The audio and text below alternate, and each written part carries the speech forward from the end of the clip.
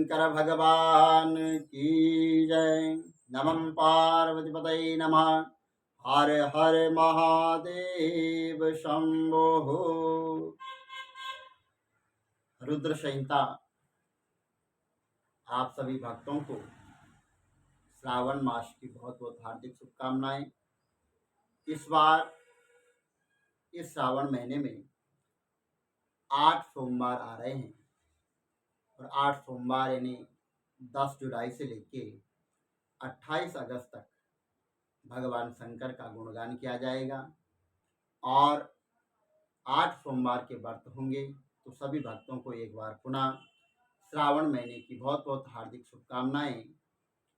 तो चलो हम आपको इस श्रावण मास में भगवान शंकर का कुछ गुणगान सुनाते हैं शिव पुराण के माध्यम से। एक समय की बात है कि मुनि शिरोमणि विप्र नारद जी ने कि जो ब्रह्मा जी के पुत्र हैं और विनीत चित हो तपस्या में मन लगाया है।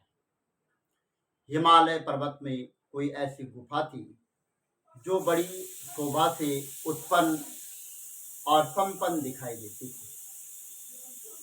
उनके निकट देव नदी गंगा निरंतर वेग पूर्वक वहां पर बहती रहती थी।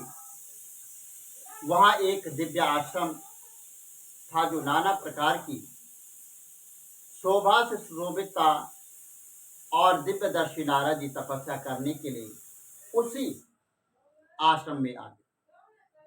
उस गुफा को देखकर मुनिवर नारद जी बड़े प्रसन्न हुए और सुदीर्घ काल तक वहां पर तपस्या करते रहे। उनका अंतकरण शुद्ध था। वह दृढ़ता पूर्वक आसन पर बांधकर मौन होकर प्राणायाम पूर्वक समाधि में स्थित हुए। ब्राह्मणों उन्होंने वह समाधि लगाई जिसमें ब्रह्मा का साक्षात्कार करने वाला ओम ब्रह्मषि यानी मैं ब्रह्मा हूं वह विज्ञान प्रकट होता है। मुनिवर नारद जी जब इस प्रकार तपस्या करने लगे उस समय यह समाचार पाकर देवराज इंद्र वहां पर जो अपने सिंहासन में इंद्रलोक में वहां पर वो कांपने लगे। वे मानसिक संताप से बेहाल हो गए। वे नारद मुनि मेरा राज्य लेना चाहते। मन ही मन ऐसा सोचकर इंद्र ने उनकी तपस्या में विघ्न डालने के लिए प्रयत्न करने की इच्छा प्रकट की। उस समय देवराज ने अपने मन से कामदेव का जो वहां पर स्मरण किया और स्मरण करते ही कामदेव का वहां पर प्रकट होना उन्होंने नारद जी की तपस्या में विघ्न डालने का आदेश दे दिया।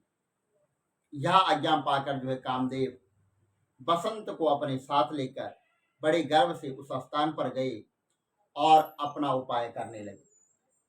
उन्होंने वहां पर शीघ्र ही सारी कलाएं रच डाली। बसंत भी मदवत होकर अपना प्रभाव अनेक प्रकार से प्रकट करने लगा। मुनिवरों कामदेव और बसंत के अथक प्रयत्न करने पर भी नारद मुनि चित्त में विकार नहीं उत्पन्न हुआ। नारद मुनि महादेव जी के अनुग्रह से उन दोनों का गर्भ चूर्ण हो गया। सौन का अधिक आदि मासों ऐसा होने में जो कारण था उसे आदर पूर्वक सुनो। महादेव जी की कृपा से ही नारद मुनि पर कामदेव का कोई प्रभाव नहीं पड़ा। पहले उसी आश्रम में काम शत्रु भगवान शिव ने उत्तम तपस्या की थी। वहीं उन्होंने मुनियों की तपस्या का नाश करने वाले कामदेव को शीघ्र ही भस्म कर डाला था। कामदेव को उन्होंने वहां पर भस्म किया और उस समय रति ने कामदेव को पुनः जीवित करने के लिए वहां पर दोबारा जीवित करने के लिए देवताओं से वहां पर प्रार्थना की। देवताओं से प्रार्थना की, तब देवताओं ने समस्त लोगों के कल्याण करने वाले भगवान शंकर से याचना की। उनके याचना करने पर वे बोले, देवताओं कुछ समय व्यतीत होने के बाद कामदेव जीवित हो जाएंगे, परंतु यहाँ उनका कोई उपाय नहीं चल सकेगा। अमरगण यहाँ खड़े होकर, लोग चारों ओर जितनी दूर तक भूमि को नेत्रों से देखा जा रहा है या देखा जा सकता है, वहां तक कामदेव के बाणों का कोई प्रभाव नहीं चल सकेगा। इसमें कोई भी संशय नहीं है। भगवान शंकर की इस उत्पत्ति के अनुसार उस समय वहां नारद जी के प्रति कामदेव निज स्वर्गलोक में इंद्र के पास लौट गए और वहां कामदेव ने अपना सारा वृत्तांत और मुनियों का प्रभाव कह सुनाया। तत्पश्चात इंद्र की आज्ञा से वह बसंत के साथ अपने स्थान को लौट गए। उस समय देवराज इंद्र को बड़ा विस्मय हुआ। उन्होंने नारद जी की भूरी भूरी ने बहुत बहुत प्रशंसा की, परंतु भगवान शिव की माया से मोहित होने के कारण वह उस पूर्व वृत्तांत को स्मरण न कर सके। वास्तव में इस संसार के भीतर सभी प्राणियों के लिए शंभु की माया को जानना अत्यंत कठिन है। जिसमें भगवान शिव के चरणों और जिसने भगवान शिव के चरणों को अपने आप को समर्पित कर दिया, जो भगवान शंकर के चरणों में समर्पित हो गया, उस भक्त को छोड़कर से सारा जगत माया से मोहित हो जाता है। नारद जी भी भगवान शंकर की कृपा से वहां चिरकाल तक तपस्या में लगे रहे। जब उन्होंने अपनी तपस्या को पूर्ण हुआ समझ लिया, तब वे मुनि उसमें व्यक्त हो गए। कामदेव पर मेरी विजय हुई है ऐसा मानकर उन मुनीश्वरों के मन में व्यर्थ ही वहां पर गर्व हो गया। भगवान शिव की माया से मोहित होने के कारण उन्हें यथार्थ बात का ज्ञान नहीं रहा। वे यह नहीं समझ सके कि कामदेव पराजित होने में भगवान शंकर का प्रभाव ही है। उस माया से अत्यंत मोहित हो मुनि शिरोमणि नारद अपना काम विजय संबंधी वृत्तांत बताने के लिए तुरंत ही कैलाश पर्वत पर चले गए। उस समय वे विजय के मद में उन्मत्त हो रहे थे। वहां रुद्रदेव को नमस्कार करके गर्व से भरे हुए मुनि ने अपने आप को महात्म्य मानकर तथा अपने ही प्रभाव से कामदेव पर अपनी विजय हुई समझकर उनसे सारा वृत्तांत कह सुना दिया। यह सब सुनकर भक्त वत्सल भगवान शंकर ने नारद जी को अपनी शिव की हिमाया से मोहित होने के कारण काम विजय के यथार्थ कारण को नहीं जानते थे और अपने विवेक को भी वो खो बैठे थे। कहा रुद्र बोले, भगवान शंकर कहते हैं कि तात नारद तुम बड़े विद्वान हो, धन्यवाद के पात्र हो, परंतु मेरी यह बात ध्यान देकर सुन लो।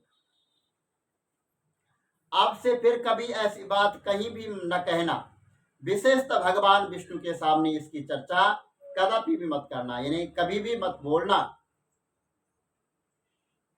तुम मुझसे अपना जो वृत्तांत जो तुमने बतलाया है उसे पूछने पर भी दूसरों के सामने न कहना। या से संबंधी वृत्तांत सर्वथा गुप्त रखने योग्य होता है, इसे कभी किसी पर प्रकट नहीं करना चाहिए। तुम मुझे विशेष प्रिय हो, इसलिए अधिक जोर देकर मैं तुम्हें यह शिक्षा देता हूं और इसे न कहने की आज्ञा भी देता हूं, क्योंकि तुम भगवान विष्णु के भक्त हो और उनके भक्त होते हुए मेरे अत्यंत अनुगामी हो। इस प्रकार बहुत कुछ कहकर संसार की सृष्टि करने वाले भगवान रुद्र ने नारद जी को शिक्षा दी। वहां पर अपने वृत्तांत को गुप्त रखने के लिए उन्हें समझाया बुझाया, परंतु वे तो शिव की माया से मोहित थे। भगवान शंकर की माया से वो मोहित थे, इसलिए उन्होंने उनकी दी हुई शिक्षा को अपने लिए हितकारी नहीं माना और तदंतर मुनि शिरोमणि नारद ब्रह्मलोक गए। वहां ब्रह्मा जी को नमस्कार करके उन्होंने कहा कि पिताजी, मैंने अपने तपोबल से कामदेव को जीत लिया है। उनकी यह बात सुनकर ब्रह्मा जी भगवान शिव के चरणाबिंदु का यानी भगवान शंकर के चरणों का चिंतन किया और सारा कारण जानकर अपने पुत्र को यह सब कहने से मना किया। परंतु नारद जी शिव की माया से मोहित थे, अतः उनके चित्त में मद का जो अंकुर था, जो बीज था, उसने जो है वो वहां पर जम गया, उनकी बुद्धि मारी गई। इसलिए नारद जी अपना सारा वृत्तांत भगवान विष्णु के सामने कहने के लिए वहां से निकल पड़े और वहां से जो है वो विष्णु लोक में आ गए। नारद मुनि को आते देखकर भगवान विष्णु बड़े आदर से उठे और शीघ्र ही आगे बढ़कर उन्होंने मुनि को हृदय से लगा दिया। मुनि के आगमन का यानी जो क्या हेतु है, इसका उन्होंने पहले से ही उनको जो पता था कि नारद मुनि यहाँ किस लिए आए हैं। तो भगवान विष्णु उनको जो है आसन पर बिठा दिया और भगवान शिव के जो है चरणों का स्मरण करके चिंतन करके भगवान विष्णु ने उनसे पूछा। तो वहां पर भगवान विष्णु ने पूछा कि हे तात, कहाँ से आए हो, यहाँ किस लिए आए हो, तुम्हारा आगमन हुआ है। हे मुनि श्रेष्ठ, तुम धन्य हो, तुम्हारे शुभागम आगमन से मैं पवित्र हो गया हूँ। भगवान विष्णु का यह वचन सुनकर गर्व से भरे हुए नारद मुनि ने मद से मोहित होकर अपना जो सारा वृत्तांत था बड़े अभिमान के साथ वहां पर भगवान विष्णु को सुना दिया। नारद मुनि वह अहंकार युक्त वचन सुनकर मन ही मन भगवान विष्णु को अपनी काम विजय यथार्थ कारण को पूर्ण रूप से उन्होंने जान लिया और बता दिया।